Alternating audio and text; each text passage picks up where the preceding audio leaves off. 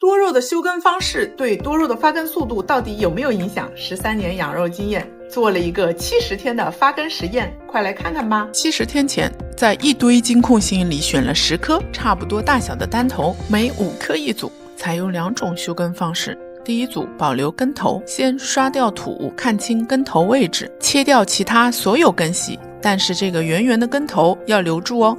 修完的5颗，我们来检查一下，每一个都很不错呢。第二组一剪梅，就是把根头都切掉，直接把杆子切平，保证每一个截面都是鲜活且健康的。接下来就是空气发根70天了，发根的结果如何？跟着乔伊斯新手养肉不踩坑，简简单单养多肉。第一组保留根头组，第1颗发根了，虽然根系不多，但是能看到根头上是有根系发出的。第2颗根系相对比较粗壮，第3颗也发根了，第4颗发的根很少，第5颗没有根系。第2组一剪梅组，第1颗发了少量的根，似乎还在枯萎，第2颗没发根，第3颗也没发根，第4颗少量根系，第5颗根系也不算多，而且在空气中开始枯萎了。从目前的结果来看，保留根头组发根了4颗，一剪梅组发根了3颗。由于休耕是11月底到现在2月初，正是最冷的这2个月，发根的速度也确实太慢了。关于冬季快速发根，一起来看看这篇。接下来我们把10根都上盆，接触到土壤以后，再来看看发根浮盆的情况吧。你看好哪一组？快来说说看。我在南方桂花香，你在北方白雪阳。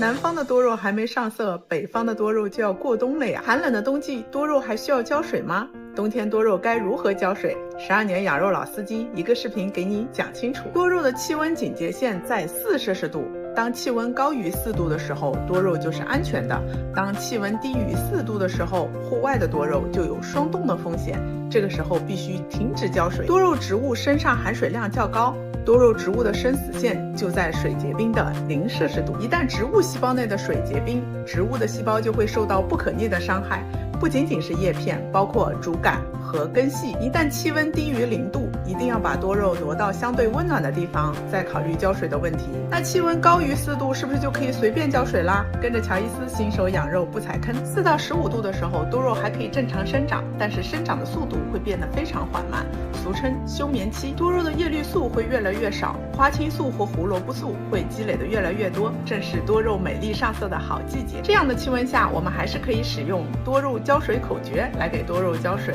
肉软了再浇水，浇水就要浇透水，浇完还要吹吹风，接水盘里别积水。浇水的时间点尽量选在温暖的白天，这样多肉喝水效率较高，土里面不容易积水哦。对了，肉软了是可以浇水，不是必须哦。冬季湿度低，干得快，但是冬季浇水切记宁晚勿早。多肉冬季浇水策略你学会了吗？下期讲多肉防冻指南。你的多肉叶片是不是冒出了许多小黑点？像这样还有这样，别怕，用我12年养肉经验2分钟告诉你如何拯救小黑点的多肉。多肉上的小黑点你可千万别小看，要是处理得不好，你的多肉可是要团灭的。这样的小黑点通常都被当作晒伤或者烟霉。在夏季高温高湿的环境中突然出现的小黑点，其实真正的原因是叶片本身湿度大，蒸腾或者呼吸产生水汽，遇到了强光或者高温闷蒸，就烫出了小雀斑。多肉的小黑点已经出现了，到底该怎么办呢？你记住下面的这5招，跟着乔伊斯新手养肉不踩坑。1. 减少光照，赶紧拉上遮阳网或者把多肉挪到散光的地方去。2. 降低温度，能开空调那是最好啦，如果实在不行就开个风扇吧。3. 控制湿度，先断水几天，风扇吹起来，降低环境的湿度。4. 摘除病叶，黑点太多的叶片果断要摘掉，如果叶片层数实在太少，可以酌情的留下一点，别都摘秃了呀。5. 打药，小黑点本身不是病，但是已经出现小黑点的多肉，预示着这个环境特别适合真菌繁殖，并且已经受伤的叶片很容易被真菌突破的。为了降低真菌感染扩散的概率，推荐你们先戴上手套，然后用鲜趴小粉盖或者是甲基硫菌灵按比例兑水之后喷洒在多肉的叶片上，记得把周围的邻居多肉顺手也一起喷了，每1到2周一次，连续3到4次，基本上预防工作就完成了。讨厌的多肉雀斑防治大法你学会了吗？还有什么奇怪的小黑点，快发来给我看看。你的多肉都快涂成长颈鹿了，快别说养活就好，你和精致美丽的多肉就差一个专业的多肉补光灯。12年养肉老司机，今天来测评这款能浇水、能遥控、还能定时的多肉补光灯。外包装非常简约，但是整体很牢固。多瞳多肉补光灯，整个背面的金属是纯黑色的，质感非常好，正面全是大透镜和有机硅，这可是防尘防水的关键呀。变压器在插头上，插起来就有点碍事。遥控器不弯腰，可以开关自如，并且可以设置多灯一键控制，还可以设置4种不同的光谱。育苗光谱适合小苗生长，生长光谱成熟光谱也不知道有什么区别。云南光谱应该是最适合景天的。遥控器还自带了倒计时自动关闭功能。这款灯最棒的就是 IP67 的防尘防水，不管是南方湿哒哒回南天，还是北方冬天用上加湿器，哪怕你直接浇水也完全没有问题，但是不适合长期淋雨哦。多肉补光灯到底好不好用？下面才是重头戏，跟着乔伊斯新手养肉不踩坑。我们先用照度仪来测一下距离灯20公分左右的光照强度，读出的数据大概是23000左右，绝大多数景天植物都够用了。像两边偏移的话，单侧偏移10公分，这一侧的照度只达6000多，另外一边的照度呢还有16000，整体的有效光照范围应该在10到15公分左右。最重要的还是多肉状态，准备了3组多肉，一组给魔法棒，一组给多瞳，还有一组给神秘灯。多肉上色需要光照、温差、养好根和足够时间的控养，记得回来看结果，说说你看好哪一款灯。多肉生根粉发根实验，半个月过去了，结果跟你想的不太一样哦。这是半个月前不同机制、不同生根剂对比实验图，下面一起来看第1阶段成果汇报。第1排使用耐乙酸，第1颗有消耗，没有发根；第2颗一样没有发根，第3颗也没有发根。第2排使用植酸，第1颗已经看到白白的根系啦，第2颗叶片开始消耗，但是没有看到明显的根系，第3颗看起来有点萎缩。第3排使用 HB101，第1颗尚未发根，第2颗有小小的根系，叶片也在持续消耗，第3颗有一个特别小的根系。最后再来看看自来水对照组，第1颗就有发根嘞，第2颗也发根了耶，第3颗也发根了。这是为什么呢？发根率最高的竟然是自来水。你以为到这里就结束了吗？最重要的在后面，你先牢牢记住，跟着乔伊斯新手养肉不踩坑。这个阶段多肉没有根系，只能靠叶片吸收，土质对多肉发根的影响在这个阶段几乎没有。我每一次会把促生根剂按比例溶水之后浇到叶片、根部以及土壤中，浇水的时间间隔大约是1周1次，期待它们在接下来的半个月发根情况会有所不同。快来评论区告诉我，你看好的那颗肉发根了吗？再说说你现在最看好哪一颗呢？多肉不喜欢水，千万别给多肉多浇水，你是不是总听到这句话呀？可是多肉大神又说要给多肉用净盆法，这不是自相矛盾吗？来，养多肉12年的老司机告诉你，净盆的核心不是多，而是保。养绿植常用的见干见湿法，就是让土壤的表面始终保持潮湿。但是对多肉来说，多肉真正喝水的根系是在盆底的毛细根系。如果你一直保持盆的上半部分有水的话，那么多肉的根系并不能真正的喝饱水，而且还有滋生真菌的风险哦。下面说的重点来了，价值10两小猫。你先牢牢记住，跟着乔伊斯新手养肉不踩坑。多肉不喜欢水多，是指它不喜欢盆里的土干得太慢。如果盆里的土长期保持潮湿状态，它里面的环境就会缺氧，这样会产生一些坏物质，就会让你的根系腐烂，俗称沤根呐。当你的土壤总是很潮湿，真菌繁殖的速度也会非常快呀。黑腐化水就是这么来的哟。养多肉不但土要干，多肉也要干，它就会消耗自己叶片里储存的水分，就好比驼峰变瘦了。当你给一颗又渴又瘦的多肉喝水，而且让它喝个饱，多肉它会怎么做呢？没错，这时候的多肉就会非常努力的让每一片叶片都吸饱了水，胖嘟嘟的叶片就是这么来的呀。所以净盆才有足够的时间让多肉的根系喂饱所有的叶子，在这样反复的干渴和喝饱之间来回拉扯，次数多了以后，多肉的叶片就会越来越胖啦。这就是多肉控氧的本质。你看，又有新的知识点钻进你的大脑了吧？还有什么问题，快来提问吧。多肉叶叉到底哪一种养护方式发根发芽最快呀？12年养肉老司机玩叶叉的瘾可大了，这次直接搞了100片奶茶叶片，做实验给你看呢。第一步，先检查一下叶片的状况，如果有化水的、受伤的，我们就把它挑出来。重点检查叶片的生长点，像这里有一块伤疤的，生长点就不是特别完美，但是也能叶叉成功，这就是完美的生长点啦。第一组25片空气发根组，把叶片平铺在豆芽盘上，让生长点可以照到光，并且保持良好的通风。我们既不给它浇水，也不给它喷水。第二组水釉组，矿泉水瓶子，用电烙铁挖几个孔，叶子大，所以孔也要挖大一点，装一些清水在里面，将叶片的芽点朝里插进去。这个造型还是有点好笑。第三组土培组，将叶片的芽点45度角插入土里，这里的叶插土用的是这样的配方。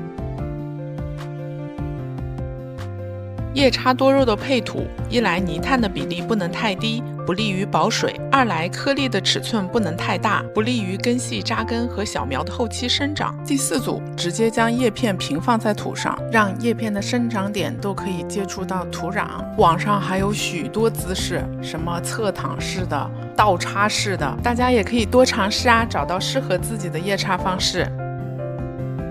土培的2组记得让土壤保持湿润哦。猜哪一组发根发芽最快呀？评论区等你哦。多肉上盆1个月了还没覆盆，气根都快长成榕树了，主根是一点都没发，到底怎么办？养多肉12年，今天帮你对付发根困难户。气根发出，恰恰说明环境设置没问题，温湿度都是多肉喜欢的。主根不发根，只可能有2个情况：一、土壤不喜欢；2、主根坏死了。用这颗哈密瓜为例，我们来检查一下到底是什么问题。第一次修根时看起来很健康的根系，却在覆盆的过程中老化枯萎了，这也是非常常见的覆盆困难症的症状。我们需要重新给它修根，刷去泥土和一些老皮死皮，用手触摸干枯发硬的根系，就是已经坏死了。摘除坏死枯萎的根系，用锋利的小刀切割一下，看看截面是否有活性，没有活性就继续切。每一根都做同样的处理。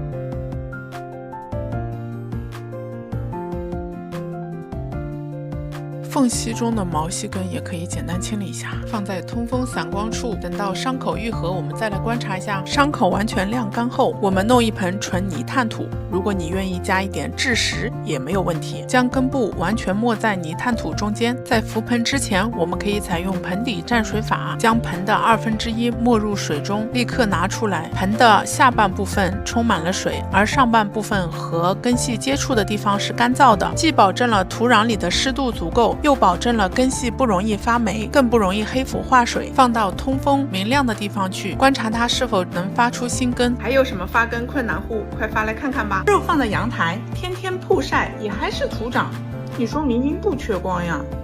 多肉到底需要多少光？9成养肉人都回答不上来。用我12年养肉经验，今天量化给你看。肉眼看着明亮的阳台，到底能有多少照度？我们来看看。隔着玻璃有8000流明的样子，不隔着玻璃可以到2万，如果伸到窗外可以到达3万了。今天还是阴天哦，再来看看阴天的室外，也可以达到4万流明呢。阴天的桃树下，照度降到了7000左右。哇哦，桃子成熟了。